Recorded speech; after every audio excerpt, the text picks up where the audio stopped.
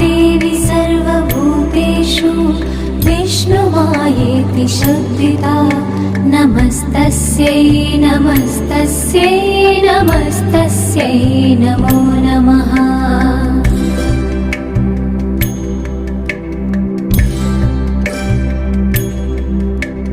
या देवी सर्वभूतेषु चेतनेत्यभिधीयते नमस्तस्यै नमस्तस्यै नमस्तस्यै नमो नमः।